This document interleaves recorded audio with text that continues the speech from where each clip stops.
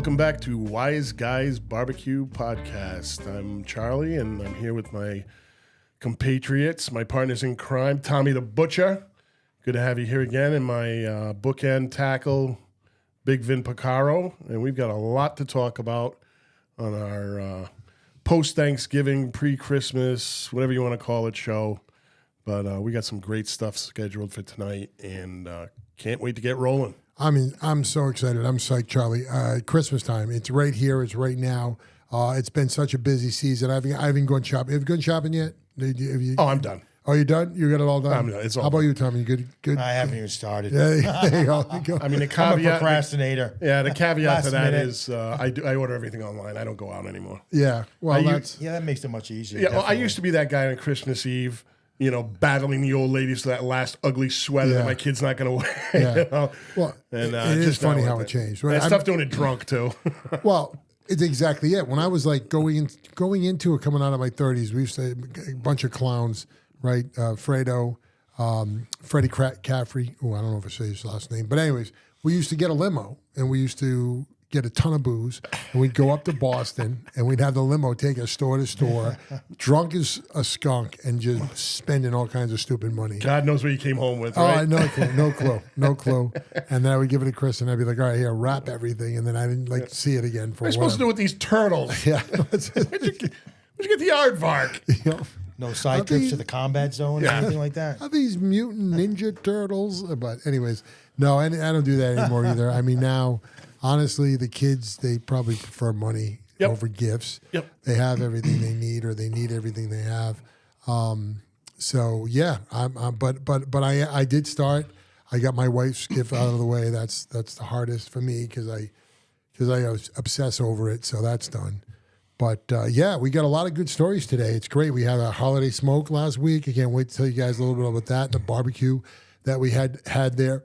We have the holiday season here with all kinds of different roasts that we're specializing on the Wise Guys channel. So Tommy the Butcher, of course, has got some info on his roasts that I won't jump on now. I'll let him talk about that a little bit. But I'm gonna start off, if you don't mind, because I got a little bit of a serious note here that it's a story that means a lot to the Wise Guys Barbecue crew and everybody that works with us over at BBQNews.com. And it's a story about Elizabeth and Linda Robbins.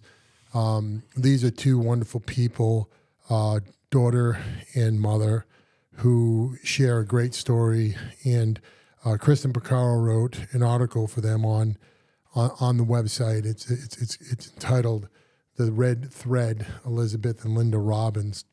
If you get a chance, go read it, because I'm not going to do it justice here. But basically, it's a story of love, fate, and perseverance. I wrote this down because every time I try to get this out, I just get choked up and I forget it, and I don't want to screw it up. So I'm going to read it, guys. I'm sorry I'm reading it, but it's the best way for me to communicate this to you. It's about a little girl named Elizabeth and her incredible journey with her mom, Linda Robbins.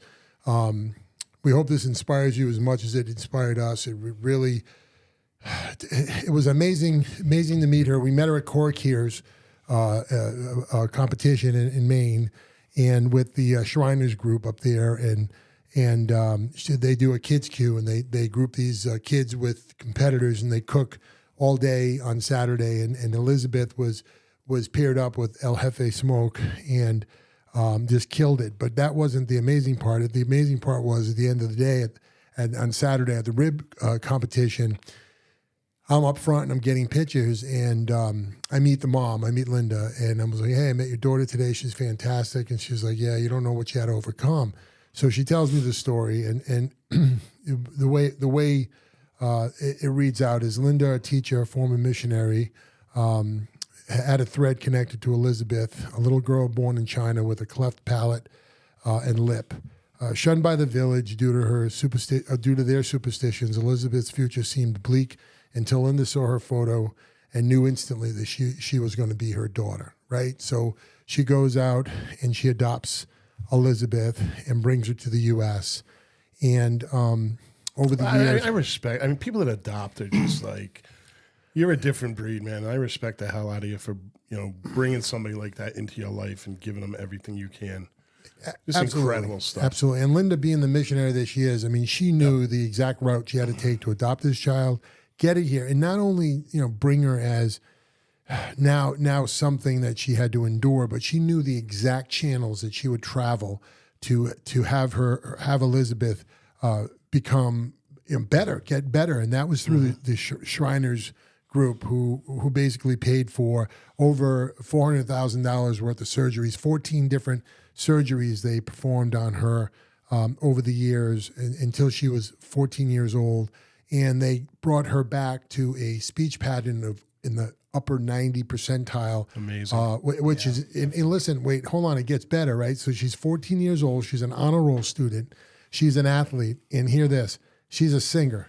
She has perfect pitch and she sings opera. So, as she starts to talk and gain her ability to speak, she starts listening to operas and she starts singing these operas around the house, and her mom is amazed. So here's where we're going with this, folks. And Linda has put together a organization with the Shriners, the Lifeline for kids like Elizabeth who rely on the support. For every dollar you donate, they're putting together. It's Orphans for Opera is the name of the organization, and they're going to actually have a trip for these kids who are going to go out and compete on these different operas. So Linda's trying to raise a pitch of $1,500 to sponsor Elizabeth to go out on this trip. So she of course, there's a GoFundMe page. It'll be linked in the bottom of the description of this video, and we'll put it up on screen for you so you can see it. And please go. It's a GoFundMe page, and what's going to happen is every dollar that you donate for Elizabeth's, I'm going to say trip, but it's not. It's an outing or a venture or organization. Wise Guys Barbecue is going to match it dollar for dollar. Okay, so please, it is that time of the year where giving is everything in this world. So please don't hesitate. Let's show what our barbecue community is all about.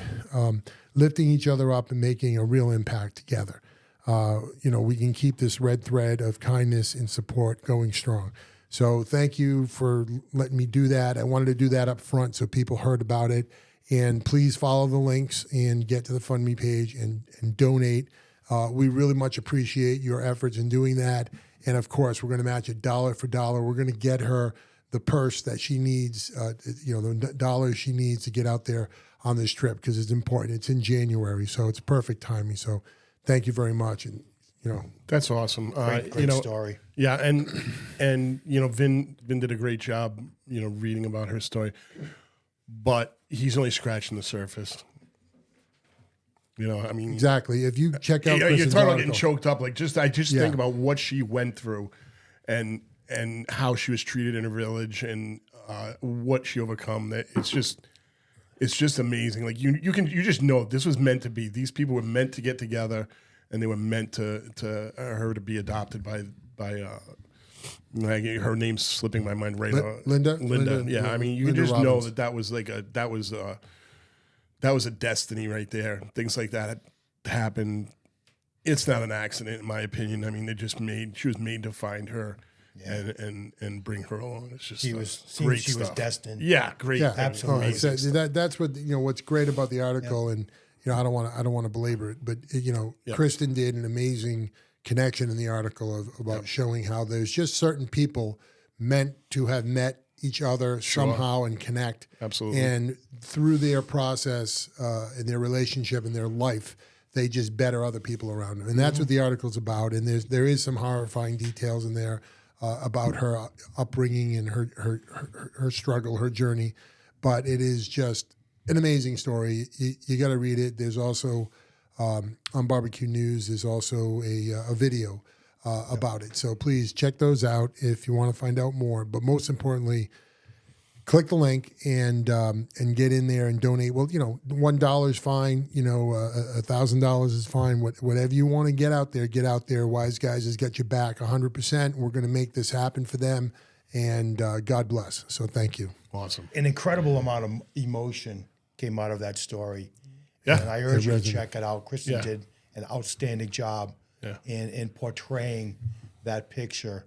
It's just amazing how some people, in the face of such adversity, are blessed with these miraculous abilities. Correct. And can overcome and excel in ways that are just unfathomable. Yep, and like the Absolutely amazing. And like the article, contains that it's you folks, right? It's us folks, it's you folks that bring the community along with it. So you've done it before. I know you can do it. Please, Yeah, I have no doubt. We'll kill it. ping that up. All right, good. All right, so I wanted to get that out early because that's important. I know our listeners listen all the way to the end, and I thank you. And I know you love to like and subscribe, so thank you again. And so before we get into Tommy's roast, I think we got to give a little kind of a hey say about our holiday smoke. Wow. I don't want to say. It's tough for me to. We've been doing this how long? 10 years now. This is the 10 years. This was the 10th anniversary. year anniversary reunion, whatever you want to call it. Yeah. I had the most fun at this one. Yeah, we didn't get out of there did. till 12:30. Yeah, we're usually out of there by 10:30. Yes.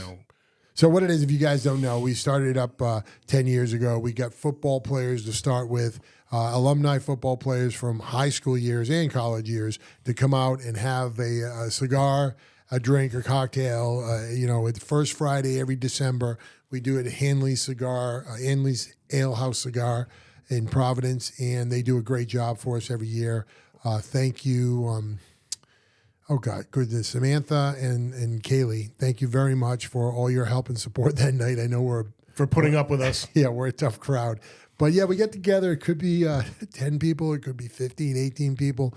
And we just shoot the shit. It's a perfect time right after Thanksgiving before you get too inundated with all those holiday parties and the must-dos.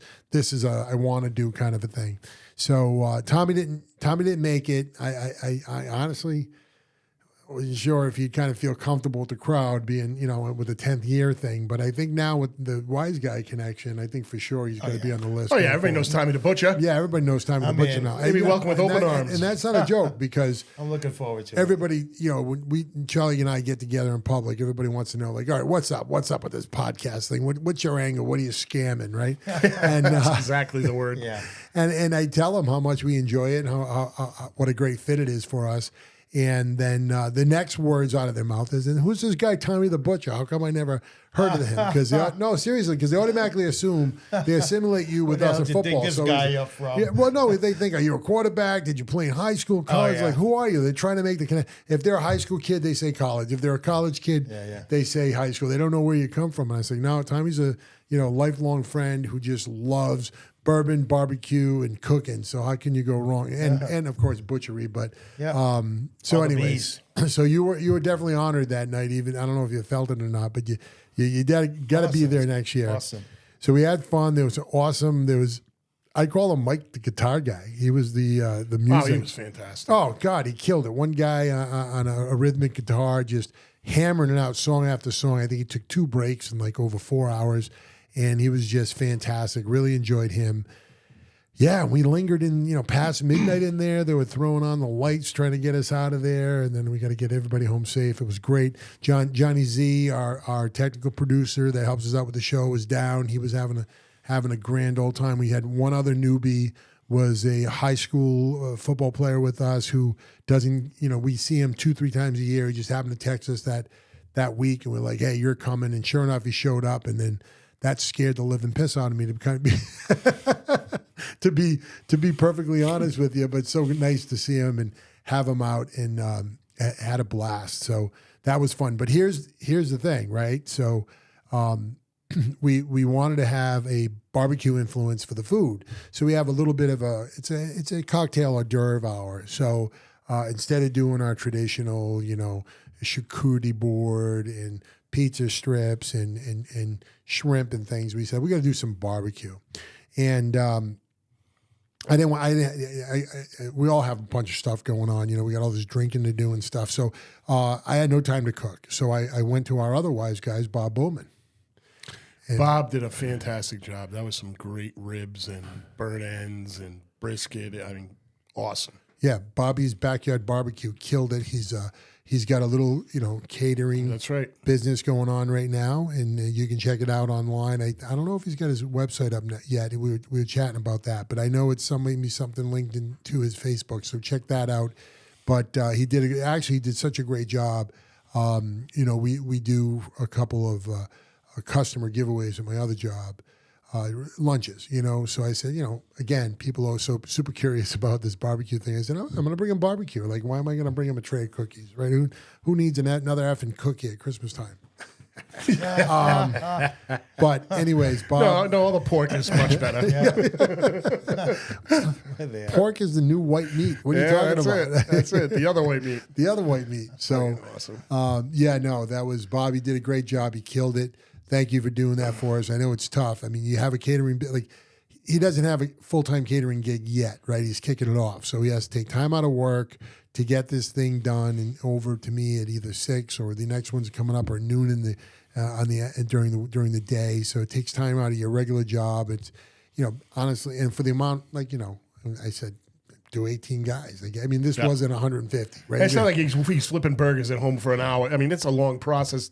We all know it's a long process to do ribs and brisket. And he put a lot of time into. To put that so he did a full brisket, Tommy, and he took the flat and he cut the flat into strips and rolled them in an egg roll. Oh, nice. So good. Yeah, no, it was so good. And then he did the burnt ends out of the point. Yep. So we had those going on. Then he did some racks of ribs. So we had the rack of ribs going on. He did 2 smoked cheeses. Oh, those were great. With a dip. Yep. And there was something else. Well, you had the shrimp. We had the shrimp cocktail. Yeah, we had the shrimp cocktail. We had a chicharron over there too. Mm-hmm. So good spread. Good night. Thanks, Bob. Definitely use you again. And I urge anybody who wants to get a little barbecue going. I don't want to say little because I know he would love to take down your party of 30 or 40 or 50. Sure. But whatever you need, talk to him. He's a great guy and he comes through and it's different. Like I tell people all the time, you can when you talk about barbecue, our 2 roads, right, are either restaurants or competitors. And when you're dealing with restaurants, they're totally different. When you're dealing with competitors, they are on the money, right? They're cooking. It's like they're competing. They're super curious about the taste, super curious about the process. So it's exquisite, and you love it. You'll love it. So check it out. What else? Do we have any other good antics from that night? Other than the 7 Jameson ginger ales I drank and the 6 espresso martinis that our good friend that came by forced upon me. But I was sober as a judge when I walked That's out of exactly there. what you said. You looked at me and you said, "You know what? I'm sober as a judge." And I'm like, "How does that make any sense?" I went full circle. Came in sober, all the way around back to sober. It was crazy. And it happens, but you mentioned what Bob did with the brisket, the flat. He made egg rolls. Yep. That's a great concept. I love the egg roll concept. There are so many things you can do with that. Sure. I'm sure you can even probably do a peanut butter and jelly egg roll. Don't tease me. The sky's the limit. Yeah. Whatever sandwich you can make, whatever you can think you can put into 2 slices of bread, you can make an egg roll. Where do you get the wraps? You buy them in the supermarket. Anywhere? Usually in the produce department. In the produce department. Yep. I never think of that. I gotta say. And then so many Bob ways you can go with rolled them in sesame seeds too. So I made them nice because what he was concerned about, and it was something that he was chasing. He was like, don't put a cover on these things. Leave them uncovered. They're soggy. They're soggy. And I'm like, they weren't soggy. Not right? at all. No. But there were good sized egg roll. These weren't like a fried spring roll. These were a good sized egg roll. And with the brisket going on, and he had some cabbage or the other stuff in there, it was hearty, and therefore it wasn't like crisp, all right? It wasn't a snap, and that got him a little upset. He's like, I know they're soggy. I know that. I'm like, Bob, they're not. They're actually good. Yeah, excellent. Probably did like a slaw. Exactly. I'll tell you what the funny thing is I'm not an egg roll guy. Oh, ribs. That's the other thing. Yeah, He said the ribs. Sorry, guys. The ribs were fantastic. Great idea, bite. Great concept. Yep. Always forgetting the ribs. But no, he did. Everybody thought it was great. Yep. Everybody thought it was a great change up. Yep. And it was, it was good. It was better than the usual. And now next year we'll have to do it again, but maybe we'll have a couple different competitors there or something, but it was good. It was real good. So yeah, that was The holiday ninja. sport. The ninja's a good idea. The ninja. Yeah, I saw a post of his on Facebook. Did you see that? With Which one? I don't know, different like bottles of bourbon Yes. with all different proofs on it. Yes. I'm like, what's going on with this guy? Because I know he has. I talked. Branching out. Well, I don't know. I'm just talking shit. I know because here's what it is. I went one time and I saw them cooking. Him and his wife, Stephanie, I believe, and he said that he had gotten sick. And I was like, "Is he okay? Like he COVID? Like what do you mean?" He goes, "No, he's got the Asian glow."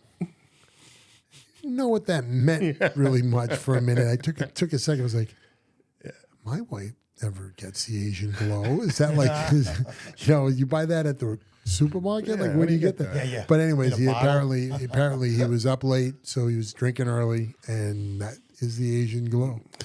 With So- you, it would be the Italian glow, and me, the Scottish glow. There you and go. There you go. Exactly. So, anyways, yeah, maybe that's a good idea though, Charlie, because for sure he has a different kind of, taste, Yep. complex palate. Very unique. Than Bob does. So that would be something to have done, and that would be good. So good deal. All right, Tommy. Want to hear about it? Yeah, so first of all, I have to say, we've been cooking all day since Yeah. 9 o'clock this morning. It's currently 7:37, and if I seem rather aloof, it's because I'm in a food coma at the moment. So You seem rather burned out. we've been filming content for upcoming episodes of Wise Guys Barbecue, so Yeah, the shorts. Yeah. be on the lookout for that. We got some great stuff coming at you, so Yeah. So after we killed it with the Thanksgiving turkeys, Yeah. it's roast season. So Yeah, and it's great. And it's great. So sorry to cut you off. Yeah, But no, one no, of no, one of our I'm going to say listeners / actually writers. She did a review for us. Ellen Stancliffe pinged us up, Charlie and I, See you Saturday, Al. and was going on with about beef Wellington. And Oh, she was yeah. like, That's you know, right. Tommy does such a great job, and I love learning from him. Has he ever done a beef Wellington? Have you guys ever done a beef Wellington? I never did a beef Wellington, and I want to I've do a never beef done a Wellington. beef Wellington, but we're gonna do it. But we're going to do a beef Wellington. We're So gonna we're going to crank get one that out, done. and Yeah. So we got that we've got coming up. something good to show you. So. Yep, we're gonna do Italian porchetta, which is a pork shoulder roast that's stuffed. So that's fun. That's Stuffed and rolled, correct? stuffed and rolled. and Yeah, rolled. there are villages that actually do it in mass quantities, like a week before Christmas, and just amazing. Some amazing videos out there. We're not going to do that, but we're going to do our take on a porchetta, and of course Tommy's favorite, a prime standing rib roast, which will be coming out, and I'll go on confession now and let you know that I screwed up the money shot when he cut it, but we recovered a little bit. But Tommy did this I was unbelievable. crushed, literally crushed. Not more But than me. We Not more- recovered. It's all as well. So we did. So what it was we took out our pork crown roast first, Yeah. and we cut that, and we had that, and then because we had to do the reverse sear on the prime rib, so while we were waiting for the prime rib, we're like, oh, let's have some pork. So we're all because we haven't eaten all day, right? We're thinking about what we're going to eat. We haven't eaten all day, so we're like devouring the freaking pork roast, and so right away I went to like I'm done, right? I would just put me to bed. I was already. So anyways, we reset the cameras for the prime rib roast money shot, and I hit my audio because I had it off, and I hit my camera because I thought I had it off, but it was on, so I shut it off. So here goes Tommy, and he cuts down, and he takes up the ribs, and he goes, okay, first we're going to take off the ribs, pulls them off in a nice 3 rib section, and he slices the ribs, and he stands them up, and they're all pink, they're meaty. And he's like, oh, okay, now here we go. He goes, I'm going to show you how to portion this out. But before I do, let me show you the inside. And he cuts it perfectly in half, just like they do on the commercials, right? Opens it up.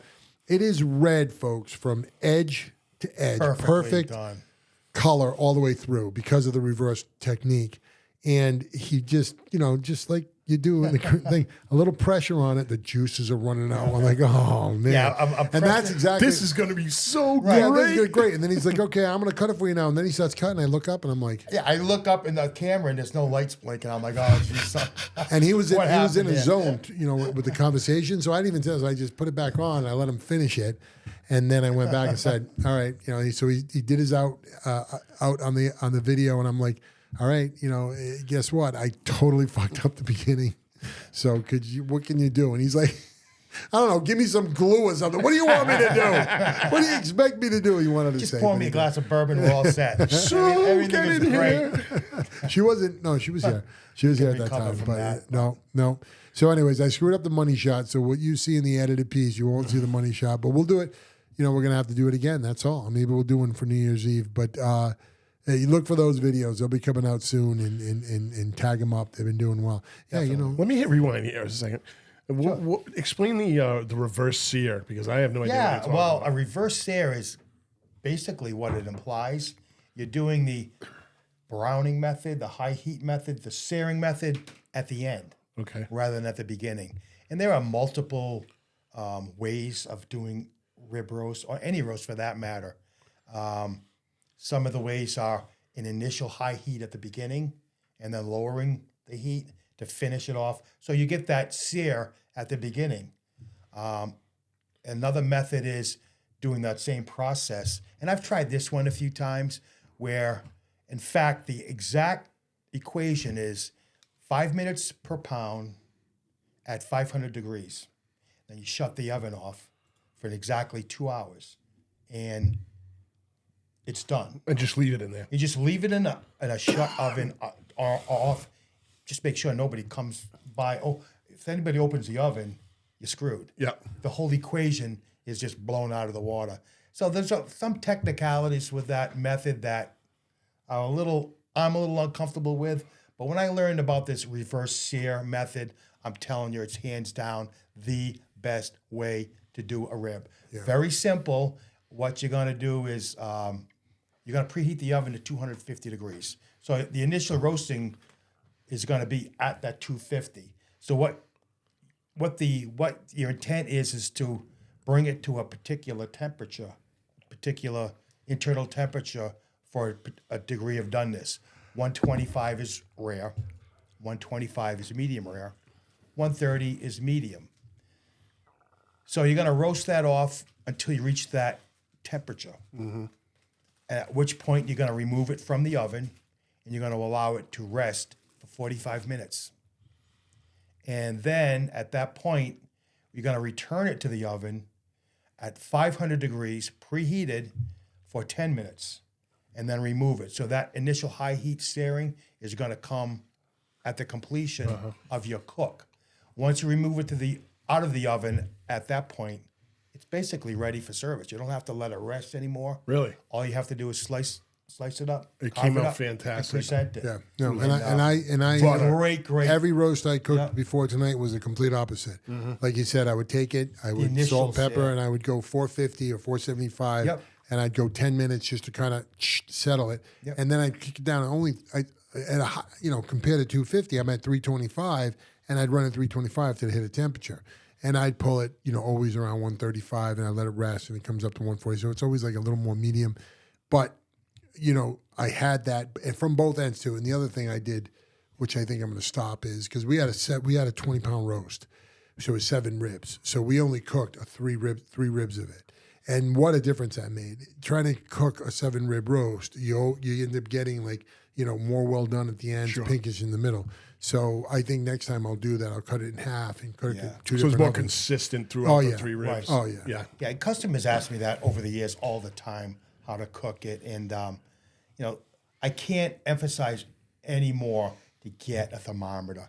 Mm-hmm. Don't go by timing methods, because you're kind of playing Russian roulette if you're going by that timing method. Yeah. You need that thermometer. You need to know what that internal temperature is. You need to know what degree of doneness are going to be achieved by a particular temperature. Yep. And it's not going to require a lot of research. Know those variables, and I'm telling you, it's going to come out perfect every time. And mom and dad, this is not a science. You don't have to worry about this. Go out in your Stop and Shop or any market you're going to have in your utility aisle there. Yeah. It's a little digital thermometer. It's probably about $12.99. Yep, It's got absolutely. batteries in it. Sticks on the outside of your oven. You put the probe inside with the Leave it wire in. through. Leave it in. Set it to the number and forget it. Because like Tommy's saying, you can't judge time. It's not going to be a time thing. And then if you think you're going to do the math, you're going to screw it up. So Right. hit the number and then take it out. Better, like Tommy's always said, you can always do more. You can't take stuff away. And Right? there's nothing worse than, you've invested in this big, glorious prime rib. Yeah. You have all your family and friends over, and you bring it to the table, and you cut into it, and it's like, oh, shoot. Yeah. It's not. It's either much more rare than you want, or it's much overcooked than you want. Gotcha. So use a thermometer. Did you Know your like? Did you like temperatures. it? You've done them both ways. Do you prefer this way? I like this way. I like this way a lot better. I think the two main things that I learned in this cook today, like I said, half a roast in 2 ovens is better than a roast in 1. Mm-hmm. And the reverse here gave you a better. It's almost like, I hate to say it, but if you're doing like a steak in a bag, like a sous vide, it's almost like a sous vide method. Oh, I mean, you're sous vide, basically getting the meat to the temperature you want, but slowly, right? So you're not charring that outside. Exactly. And then you're pulling your rest in it, and then you're going back into that hot oven to get that char on the outside, and there it is. And you usually you got your piece of meat, and usually about a half inch down, it's like brown. It's like brown gray, and then it turns red. No, not Tommy's. It was the top layer of the meat. I call it skin. It's not skin. And then from there, edge to edge, it was all pink. Yeah, it was just it was delicious. amazing. Yep, very uniform in the doneness from the outside right to the center. All right, folks, we're having wine now because this is not going downhill fast enough. And we had a bottle here. This was graciously given by Donna and John Zenowitz. They gave me this bottle of wine over the weekend, and it's basically it's by the Trulio Vineyards. A gentleman by the name of Michael Trulio opened up those vineyards. He was a longtime farmer and grape grower for his dad over the years. He actually finished off his education at Opus. You guys ever have any Opus wine? That's supposed to, it's past my price range, so I haven't had it. Yeah. But it's supposed to be delicious. And what he did a couple years ago, 19, he opened up his own Cabernet blend of wines that he's been doing terrific with. It's always in the 90+ points. It's delicious. And what was interesting about the whole process of his dedication back to his family's traditions and grapes that he grows on his vineyard, John's sister and brother-in-law invested in the group. So this is their first yield of investment that they got back in 21, 2 years after they opened up with this wine. So it's supposed to be great, special, and Johnny, we're going to give it a swig right about now. Tommy already might have. I don't know. I'm Ready to gonna put a dent So in it. is this a cab? It's a cab. Yeah, the Cab blend. There's a Love couple different grapes going on here. So cheers, Merry Christmas, Happy holidays. happy roast, happy holidays, Salute. folks. Salud. Have some wine. Oh yeah, so full blood. Oh, love it.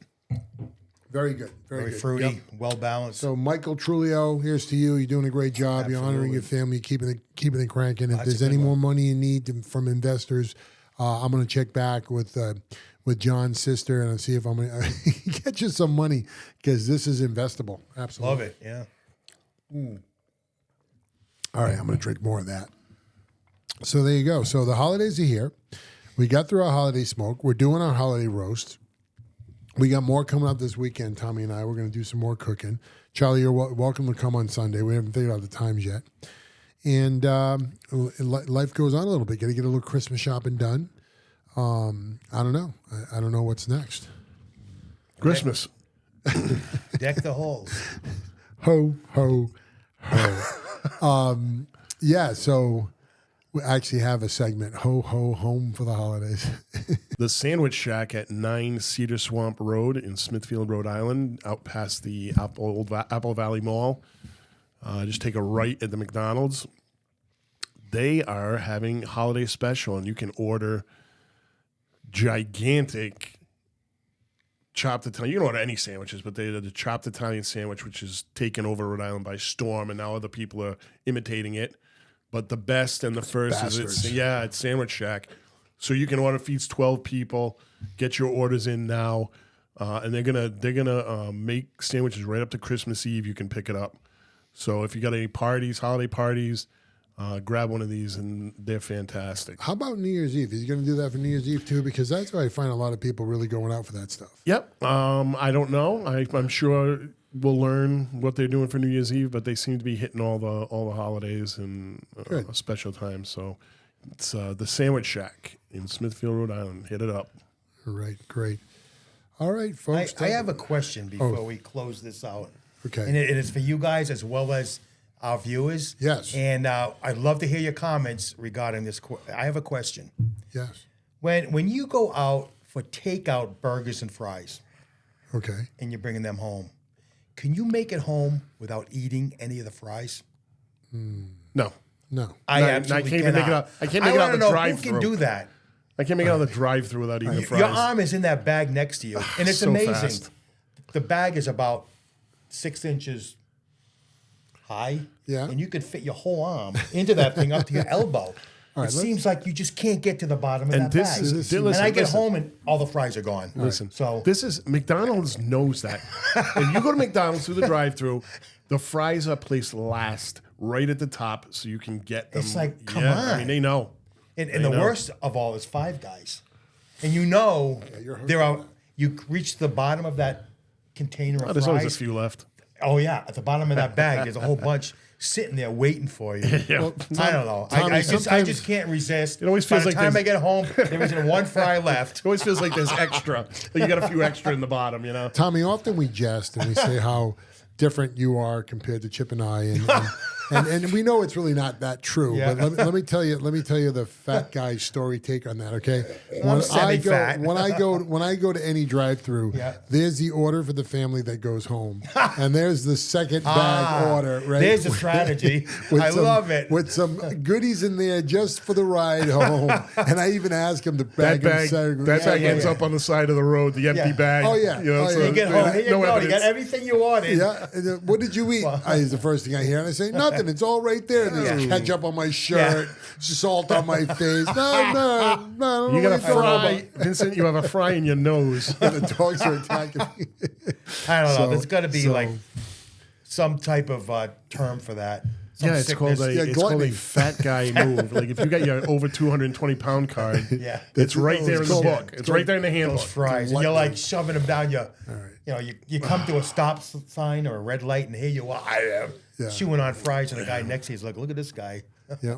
So, anyways, but that's like the folks who, I think the only Chinese restaurants that are open on Christmas Eve and Christmas Day. Have you done that? Have you guys done that on Christmas Day? Gone out for Chinese food? No, Christmas. I mean, New Year's Eve. Forget it. New Year's No, Eve. Christmas Day. Christmas Day? I've done it with my That's the, my. what was the movie? Yes, it's from Christmas Story. Christmas Story. My Fa- brother rah, and rah, I, rah, rah. on a couple of occasions, my brother and I took the whole family and we went kidding. to a Chinese restaurant. We had a fantastic time, and a lot of people in there. Surprisingly, Non-Gentiles, right? Crowd in that place. it's I a guess. mix. It's a mix. A mix of me and Hispanic and Asian. But there's this place out in East Providence that we like, and they do a buffet, and it was really a great time. I mean, it's just to mix it up, you know what I'm saying? Yeah, no, definitely. You know, let me tell you a Christmas story. Okay. Kids, pull up your chairs. I'm going to tell you a little Christmas story Get your eggnog. involving my no good brother and the Love deuce. eggnog. So one night, Poor Greg. Christmas Eve, all the kids had hung their stockings, and the fire was going, and the Christmas tree had all the presents on it, and I had bought a 2,500-pound ham for Christmas Day, and then I went home. I put it in my mother's fridge, and it was ready to go. We had all the food, and my brother was coming up Christmas Eve, and so my mom and my brother proceeded to cook the ham and eat it on Christmas Eve. Oh, look at this ham here. Like, what? So my kids and I come over on a Christmas Day, and we're sitting down. I don't know if you ever seen a Charlie Brown Thanksgiving. He makes Thanksgiving for the kids, and he gives them toast and pretzel sticks, and that's what we had Christmas Day. Doritos, like leftover, like little leftover ham sandwiches. I'm sitting there, I'm going, "Where's that giant ham I got?" Right. Oh, we ate it last night for dinner. I'm still haven't. My son still has not forgiven his uncle and his grandmother for that slight. That's funny. Yeah. Well, here it is. What's the date today? Today's the 11th, 12/11. And we have the lights on the house, but we don't have any decorations in the house because both work and this studio. No tree up. Yeah. Do you have yours up? Oh my! I have 2 up. You have 2 trees. I have nothing to do with it, but Yeah. No, there are 2 trees up. Usually by now, because I'm a big let's get it done right after Thanksgiving, because otherwise, because we know we get into the December jam, but we just missed Thanksgiving because I was ill, and coming out of that, just haven't gotten to it yet. And now we're like I haven't even checked with the kids because everybody's on different schedules for work, so I don't even know when we're gonna get. I know I'm doing Christmas Eve at my niece's house. But Christmas Day, I don't know when it's going to happen. I'll be on like 22nd or the 27th or when it'll happen. But I have to get some cooking done. I have to get at least 1 tree up. I don't know. But it's a huge transition time for the Picara house over here, guys. And it's going to be tough. So anyway. Yeah, you got a lot going on. Yeah, it's good. But it's all good. Real or artificial tree? So there's a great question. We were always real up until last year. We always did 1 reel. We'd go out and get 2 years ago. We'd go out in Smithfield. There was this old Pick one out. cranky guy. He had fresh cuts. We'd get it, bring it, put it, and then we'd have one in the basement, at least 2 or 3 other artificial ones. And the guy, one year we went and he was like, "Oh, COVID and the COVID reindeers ate it, and Amazon's putting us out of business." All this bullshit. He didn't do the trees, so he said, "Fuck it." We went out and bought a fake tree that year for our main tree, and then, I don't know, Sue saw some sale, and she bought like 3 more. So now we have because we put them up at work, too. We have different warehouses. So I have to have like a dozen. Small forest of Christmas trees. Of plastic Christmas trees, yeah, absolutely. But, I went artificial a few years ago. And it's just easy. At my condo, I literally would unplug it after Christmas and stuff it into storage with everything on it. Yeah. And after Thanksgiving, I'd pull it out of storage and say, just plug it in. There's something violating about that. I don't know, but it wasn't very Christmassy. Yeah, it wasn't very Christmassy. Yeah, Sue actually tried to do that. Like, do you ever see the people that do the New Year's tree, the St. Patty's tree, the 4th of July tree, the Valentine's tree? And I'm like, it's the same fucking tree with a different color on it. Just shut it off. Yeah. Enough with that tree. Put it away. Yeah. Otherwise, it's not special. They're stretching it. They're reaching. Yeah, they are. But next year will yet be even another. You can't give it away yet, but another process, another 3.0 or 4.0 or whatever of our Christmas tree. So I'll have to see what goes on, and hopefully the meat tree. The Wise Guys meat. Wise Guys tree of meat. Yeah, no, we should do that. Yeah, we have to. So definitely don't miss an episode we got coming up, Charlie and I. We're going to be doing like what's in 2025 for the Wise Guys, and we got, of course, news on our safaris that we'll be doing in 25. But we also have a little cat in the bag for June that we might start pulling out little by little, get some people enticed to what's going on. But that's going to be something not to miss for anybody who's been with us. All our day ones will know about this and be involved. So pay attention. Hit that like button. Hit that subscribe button. Absolutely. And obviously, don't from forget tonight, to ring that bell. Yes. Ring that bell. But obviously, you've learned. If you suggest something to us, like Ellen suggested that beef Wellington, if you give us a suggestion, something you'd like to see. We'll do it. My man will get it done. This guy will help him out. I'll eat the it. Suggestions nice. We don't need to be getting. You need to get that stripper pole in the back. I smell a rat. So for sure. But hey, guys. Keep it clean, Ref. Keep it clean. Thanks for joining us again for another great week of podcast and barbecue. Keep smoking, keep fresh, keep hot, and we'll catch you next week. Adios. Cheers.